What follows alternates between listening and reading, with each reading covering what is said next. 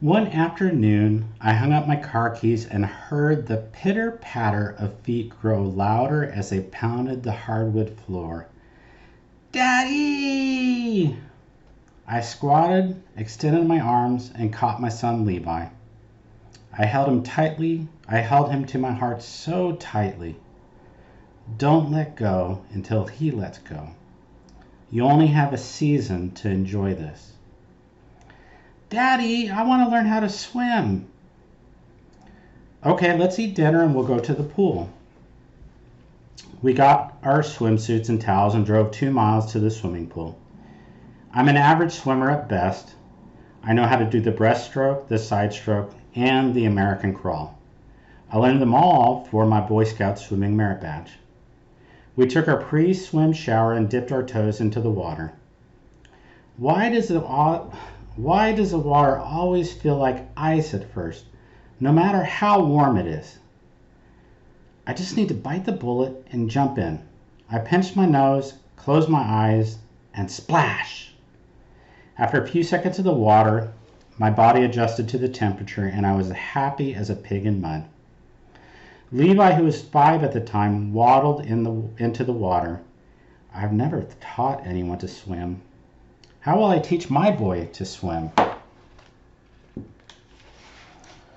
I remember the lessons I received. I'll just teach Levi what my swimming teachers taught me. As I pondered Levi's request, I decided to start at the beginning. At least 75% of swimming is floating. Once a person learns how to float, they can move across the surface of the water. Without the ability to float, they will sink to the bottom like a rock. This is not the result I wanted for my only son.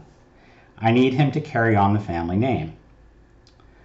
I'll teach Levi how to float. To float, one must relax.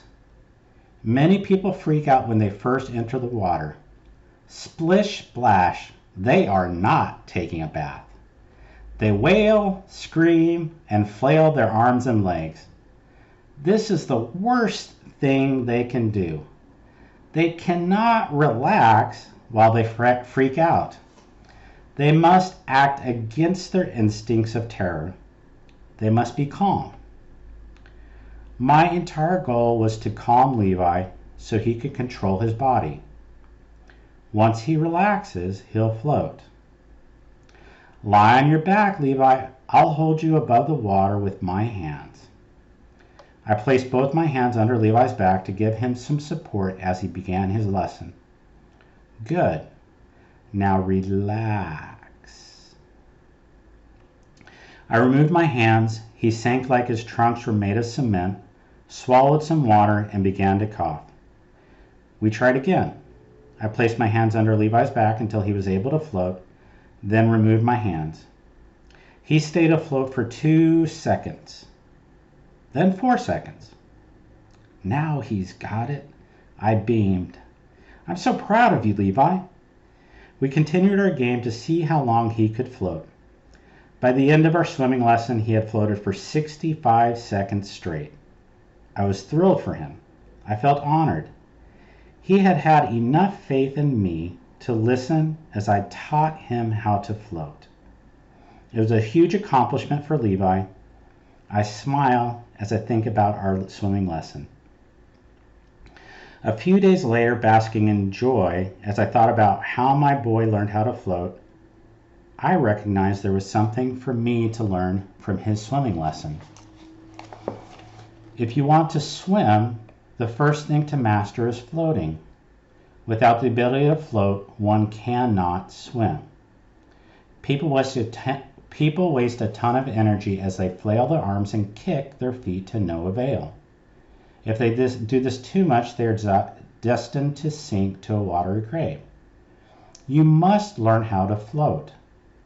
Floating is the key to life when you choose to enter the water.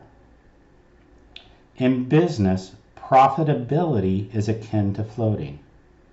The first thing to master is profitability. Without profit, your business will run out of money.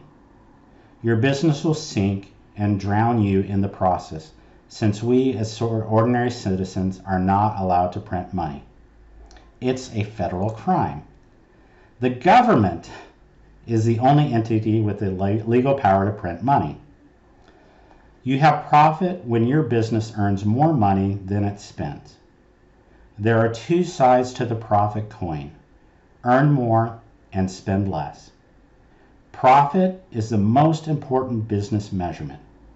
If your business does not create profit, you don't have a business. You have an expensive hobby.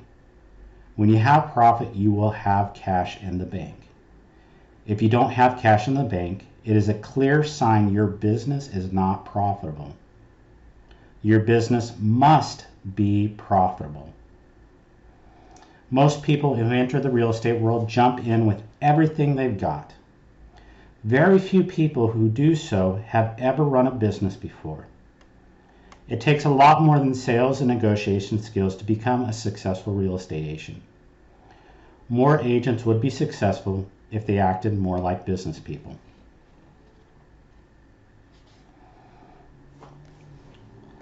You owe it to yourself to be successful. If you've been given the vision to start a business and put everything on the line, you received a gift.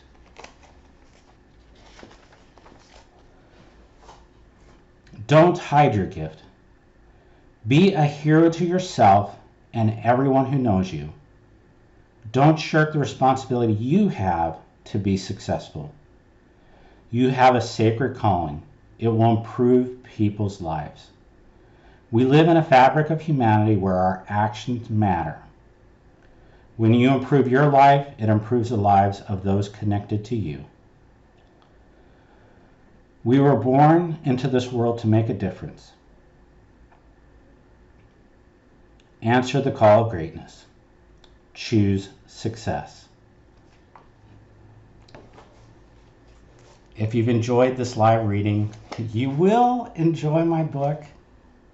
I invite you to go to Amazon and purchase it. If you enjoyed this video, I invite you to share it with one real estate agent you care about.